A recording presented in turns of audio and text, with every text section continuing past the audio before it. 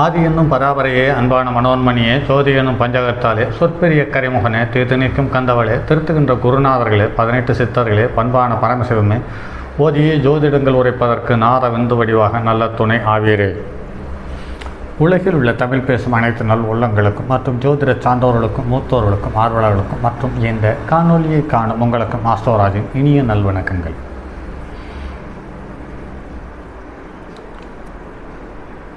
ஜோதிடம், ஆன்மீகம், வாழ்வியல், மருத்துவம் என்ற தலைப்புகளில் தொடர் காணொலிகளாக கொடுத்து வருகிறோம். அந்த வகையில்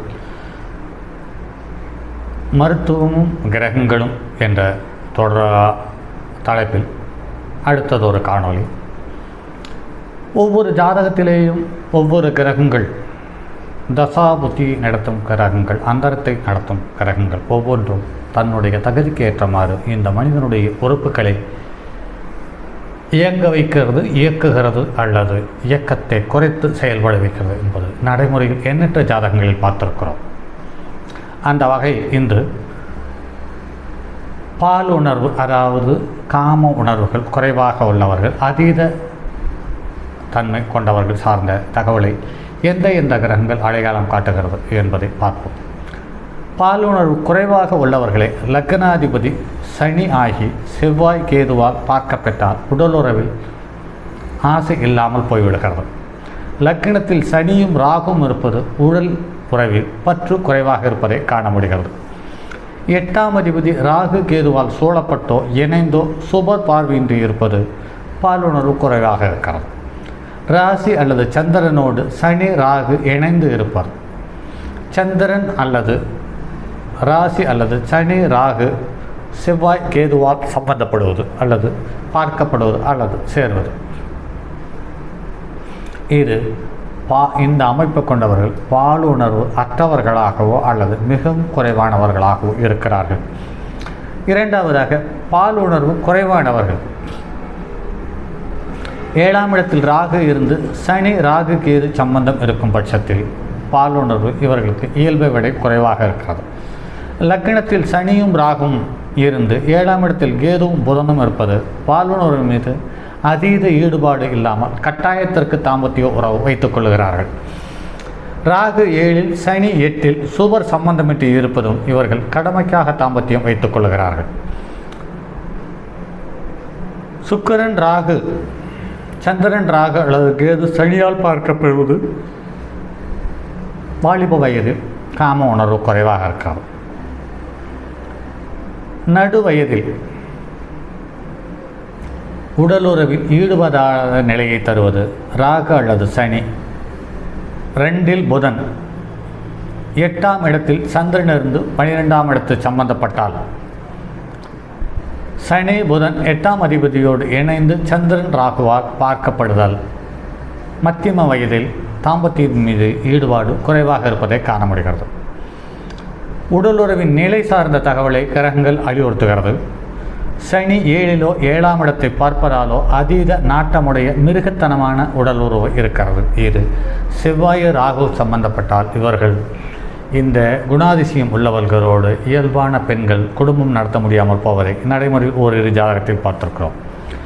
7ஆம் இடத்தின் கேது புதன் இருந்து சந்திரன் சுக்கரனுடைய தொடர்பு இருக்கும் பட்சத்தில் உடலுறவிற்கு முன்பே விந்து வெளியேறிவிடும் அமைப்பை ஜாதகத்தில் பார்க்க முடிகிறது.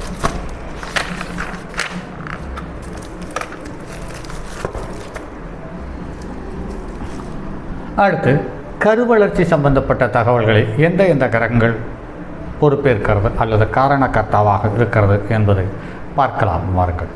முதல் மாதத்தில் உயிரினமும் அண்டமும் கலந்து வேதியியல் நிகழ்விற்கு சுக்கிரன் காரணக்கர்த்தாவாகிறார். 2வது மாதத்தில் பிண்டம் உருவாக காரணமாக இருப்பது செவ்வாய். 3வது மாதத்தில் கை கால் உருவாக காரணமாக இருப்பது குரு. 4வது மாதத்தில் எலும்பு நரம்பு வளர உருவாக காரணமாக இருப்பது சூரியன். 5வது மாதத்தில் தோல் நரம்புகளில் கூட்டமைப்புக்கு சந்திரன் பொறுப்பேற்கிறார். 6வது மாதத்தில் முடி நகம் வளர பொறுப்பேற்பவர் சனி பகவான். 7வது மாதத்தில் உயிர் மற்றும் பிராண இயக்கம் தோன்ற காரணமாக இருப்பவர் புதன், அதாவது ஆக்சிஜனுக்கு சொந்தக்காரன். 8வது மாதத்தில் முழு வடிவம் பெற்ற குழந்தைக்கு எது லக்னமாக வருமோ அந்த லக்னாதிபதியை பொறுப்பேற்கிறார். 9வது மாதத்தில் முழு வளர்ச்சி அடைந்த குழந்தைக்கு சுக்கிரன் பொறுப்பேற்கிறார். அடுத்து உடல் உறுப்புகளும் காரணகர்த்தாவாக அமையக்கூடிய கிரகங்களும். தலை ஏற்பட காரணகர்த்தாவாக இருப்பவர் செவ்வாய். முகம் துல்லியமாக ஏற்பட காரணகர்த்தாவாக இருப்பவர் சுக்கிரன். கழுத்திற்கு பொறுப்பேற்பவர் புதன். தோளிற்கு பொறுப்பேற்பவர் சந்திரன். குறிப்பாக சந்திரனுடைய வீட்டில் இருக்கக்கூடிய ஆயில்ய நட்சத்திரம். மார்பிற்கு பொறுப்பேற்பவர் சூரியன். வயிற்றுக்கு பொறுப்பேற்பவர் குரு. தொடைக்கு பொறுப்பேற்பவர் சனி. எலும்புக்கு பொறுப்பேற்பவர் ராகு.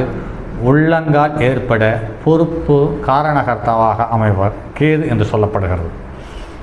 அடுத்து திருமணம் பார்க்கும் போதே உடல் தகுதி இருவருக்கும் இல்லாத நிலையில் மருத்துவர்களுடன் ஆலோசனை பெற்று தன்னை தகுதியாக்கிய பின் திருமணம் செய்வது நலம். இதற்கு மருத்துவ ஜோதிடம் நன்கு துணை புரியும். 8ஆம் வீடு குருவானால் உடலுறவு நிலை திருப்தி இருக்காது. 8ஆம் வீட்டில் சுக்கிரன் இருக்க உடலுறவில் மகிழ்ச்சிகரமான நிலை உருவாகும். 8ஆம் வீட்டில் சந்திரன் இருக்கும் பொழுது உணர்வை பொறுத்து எண்ணங்களின் அடிப்படையில் உடலுறவு இருக்கும். அடுத்து ஒவ்வொரு இரத்த வகைக்கும் மற்றும் ஒரு இரத்த வகை இசைவாகவும் அல்லது இயைந்து பணியாற்றும் தன்மையோடும் இருக்கிறது. அதில் எந்த இரத்த குரூப்பிற்கு எந்த இரத்த குரூப் ஒத்து போய் இசைவாக பணியாற்றுகிறது, சேர்ந்து வாழுகிறது என்பது சார்ந்த தகவலை பார்ப்போம். ஏ குரூப் அல்லது ஏபி குரூப்பிற்கு பெண்ணாக இருக்கும் பட்சத்தில் ஆண் ஏ குரூப்பாக இருந்தால் தரமான வாழ்க்கை அமைகிறது அல்லது நல்ல அந்யோன்யம் இருக்கிறது. பெண்ணுக்கு பி குரூப்பாக இருக்கும் பட்சத்தில் அல்லது ஏபியாக இருக்கும் பட்சத்தில் ஆணுக்கு பி குரூப் சிறப்பாக இருக்கிறது. ஏபி குரூப்பிற்கு பெண்ணுக்கு ஏபி குரூப் ஆண் ஒத்துப்போகிறது. அடுத்து ஓ மற்றும் ஏ மற்றும் பி மற்றும் ஏபி பெண் குரூப்பிற்கு ஓ ஆணினுடைய ஓ குரூப் ரத்தம் சிறப்பாக இருக்கிறது. ஓ மற்றும் ஏ பெண் குரூப் இரத்தத்திற்கு ஏ குரூப் ஆண் இசைவாக பொருந்தி போகிறார். ஓ மற்றும் பி பெண்கள் இரத்தத்திற்கு பி குரூப் இரத்தமுள்ள ஆண்கள் இசைவாக பயணிக்கிறார்கள். ஓ ஏ பி மற்றும் ஏபி குரூப்பிற்கு இந்த 4 வகை இரத்த குரூப்பிற்கும் பெண்கள் இருக்கும் பட்சத்தில் ஏபி குரூப் ஆண்கள் இசைவாக ஒத்துப்போகிறார் மற்றும் ஓ குரூப்பிற்கு ஓ குரூப் ஆண் இசைவாக ஒத்துப்போகிறார். ஆர்ஹெச் பாசிட்டிவ் குரூப்பிற்கு ஆர்ஹெச் பாசிட்டிவ் சிறப்பாக இருக்கிறது. ஆர்ஹெச் நெகட்டிவ் குரூப்பிற்கு ஆர்ஹெச் நெகட்டிவ் குரூப் சிறப்பாக இருக்கிறது. என்னதான் பொருத்தம் பார்த்தாலும் இந்த இரத்த வகையினுடைய தன்மையை அறிந்து பொருத்தம் பார்க்கும் பொழுது அவர்களுடைய தாம்பத்திய வாழ்க்கை இசைவான ஒற்றுமை என்பது இயல்பாக அமைந்து வருகிறது என்பது சொல்லப்பட்டிருக்கிறது நூலில். மற்றும் இவை அனைத்துமே இரத்தத்தில் இருக்கக்கூடிய தன்மை அல்லது இரத்தத்தினுடைய குரூப் வகையை செவ்வாய் அடையாளம் காட்டிவிடுகிறது. அதற்குத்தான் செவ்வாய் தோஷத்தை பார்த்து திருமணம் செய்திருக்கிறார்கள். அது மட்டுமல்லாமல் 3-11 தொடர்பு இருக்கும் பட்சத்தில் அவர்கள் நல்ல இசைவான கணவன் மனைவியாக வாழ்ந்து வருகிறார்கள் என்பதை நடைமுறையில் பார்க்க முடிகிறது. சரி நண்பர்களே, மற்றும் அடுத்தது ஒரு பதிவில் சந்திப்போம். அதுவரை உங்களிடமிருந்து விடைபெறுவது உங்கள் அன்பு நண்பன் எம் ராஜரத்தினம். இந்த மருத்துவமும் ஜோதிடமும் என்ற வகையில் தரக்கூடிய பதிவுகள் அனைத்தும் நூல்களில் சொல்லப்பட்ட தகவல்கள் அல்லாமல் நடைமுறையில் என்னிடம் கடந்த 25 வருடத்தில் வந்த ஜாதகங்களினுடைய ஒப்புமைப்படுத்தி பார்க்கும் பொழுது நிறைய விஷயங்கள் ஒத்துப்போயிருக்கிறது. அந்த ஒத்துப்போன விஷயங்கள் மட்டுமே உங்களுக்கு பதிவுகளாக கொடுத்து கொண்டிருக்கிறேன் என்பதை கருத்தில் கொள்ளுங்கள்.